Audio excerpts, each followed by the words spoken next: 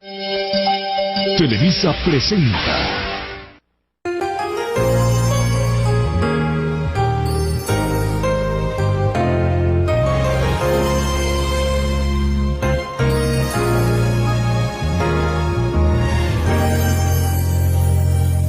Carlo Acuti fue un estudiante italiano y un aficionado programador de informática, conocido por documentar milagros eucarísticos alrededor del mundo y catalogarlos en un sitio web que creó antes de su muerte por leucemia. La leucemia es un cáncer de los tejidos que conforma la sangre y que prohíben que el cuerpo combata una infección. Carlo Acuti, un joven que murió a los 15 años de edad y que gracias a que se le adjudica que un niño de Brasil se curó de una rara enfermedad gracias a su intervención.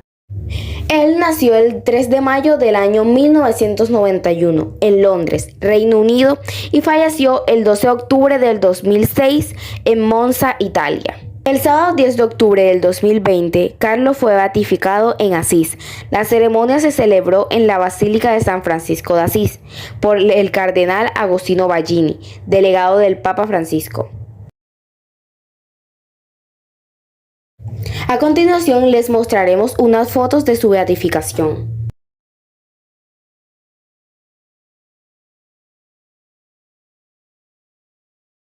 Él estudió en el Instituto Leodoni Tedeschi. Sus libros son Gli apprenditi della Madonna, Apparizioni e Ossuantuari Mariani nel Mondo, que traducidos al español llevarían el nombre de los llamamientos de la Virgen y apariciones y santuarios marianos en el mundo. Su sepelio fue el 6 de abril del 2019 en la iglesia de Santa Maria Maggiore, Asís, Italia. Sus padres son Antonia Salzano y Andrea Acutis.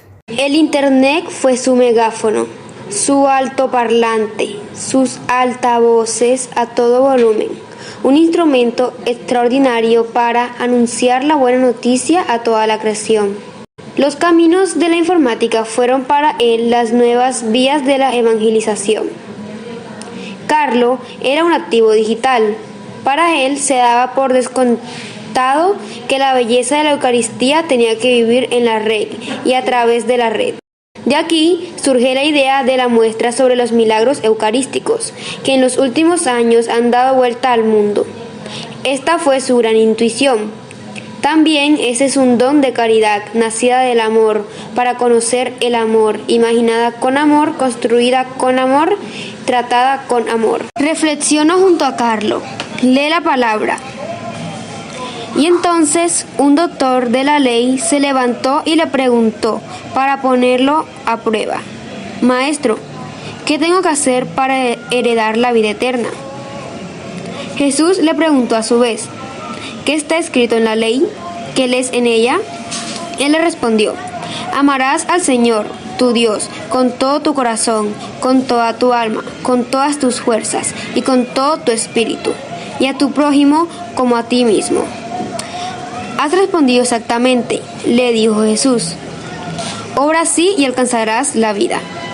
Pero el doctor de la ley, para justificar su intervención, le hizo esta pregunta: ¿y quién es mi prójimo? Jesús volvió a tomar la palabra y le respondió: un hombre bajaba de Jerusalén a Jericó y cayó en manos de unos ladrones que lo despojaron de todo. Lo hirieron y se fueron, dejándolo medio muerto. Casualmente bajaba por el mismo camino un sacerdote. Lo vio y siguió de largo. También pasó por allí un levita. Lo vio y siguió su camino. Pero un samaritano que viajaba por allí, al pasar junto a él, lo vio y se conmovió. Entonces se acercó y vendó sus heridas, cubriéndolas con aceite y vino. Después lo puso sobre su propia montura, lo condujo a un albergue y se encargó de cuidarlo. Al día siguiente sacó 2 denarios y se los dio al dueño del albergue, diciéndole: cuídalo, y lo que gastes de más te lo pagaré al volver. ¿Cuál de los 3 te parece que se portó como prójimo del hombre asaltado por los ladrones? El que tuvo compasión de él, le respondió el doctor. Y Jesús le dijo: ve y procede tú de la misma manera. Carlos vivió la experiencia de Dios en el Padre Bueno, en Jesús, modelo y compañero de viaje, en el Espíritu Santo, energía vital que veía obrar dentro de sí mismo y en los demás. Tenía el deseo de compartir este descubrimiento extraordinario. La caridad es donarse totalmente con amor, a causa de este amor desbordante que sentimos crecer en nuestro interior. Más allá de toda expectativa, es amor gratuito, es amor de Dios.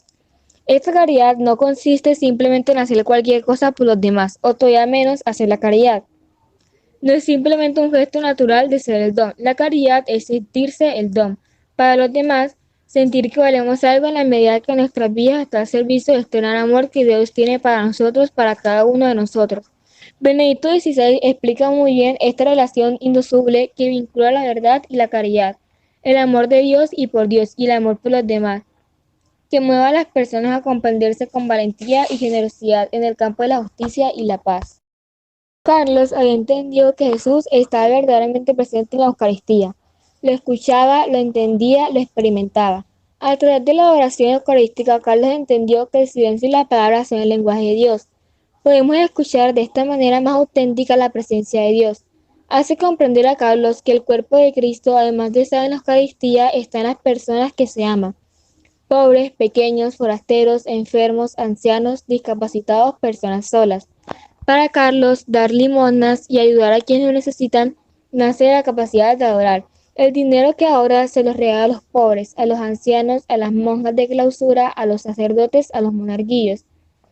Carlos había comprendido que el amor de Dios es reconocer sus dones y hacerlos fructificar, y a través de estos dones acompañar a los demás para que puedan reconocer los suyos propios, reconocer a Dios, amarlo, buscarlo, seguirlo. Algunos milagros eucarísticos. Profundización. Era el año 595. Las mujeres nobles de la época tenían el honor de preparar el día anterior el pan que luego sería consagrado el domingo. Durante una celebración, una de estas damas comenzó a reír porque al haber preparado ella misma el pan para la misa, no podía creer que eso se hubiera convertido en el cuerpo de Cristo. El Papa le prohibió entonces comulgar y empezó a implorar a Dios para que le iluminara. Como cuenta Carlo en su exposición, San Gregorio recién había terminado de rezar, cuando ve que aquel trozo de pan preparado por la mujer se convertía en carne y sangre. La mujer arrepentida se arrodilló y comenzó a llorar. Los restos de este milagro se conservan aún en Alemania. Menos de 2 siglos más tarde se comprobó un nuevo milagro, ahora en Italia, alrededor del año 750. Mientras un monje presidía la celebración eucarística, en el momento de la consagración fue asaltado por la duda sobre si en aquella hostia podía estar verdaderamente presente el cuerpo de Jesús. Una vez pronunciadas las palabras de la consagración, vio cómo la hostia se convertía en carne y el vino en sangre. Las reliquias están custodiadas en la pequeña iglesia de San Francisco. En los años 70 se realizaron exámenes precisos sobre la carne objeto del milagro y se constató que se trata de una parte de un corazón humano. Estamos en el año 1010 en Iborra, España, y también en este caso un sacerdote dudó acerca de la real presencia de Cristo en la Eucaristía. Un día mientras celebraba la misa sucede el milagro. El vino contenido en el cáliz se convierte completamente en sangre viva y se derrama sobre el mantel del altar que todavía se conserva, manchado de sangre en el santuario de la ciudad. Hay muchos relatos de corporales manchados durante la celebración eucarística. Además del corporal, en otros casos, la sangre que brotó de la hostia consagrada manchó el mantel. Los milagros eucarísticos registrados en los últimos decenios han permitido efectuar investigaciones del laboratorio mucho más profundas que han producido resultados impactantes.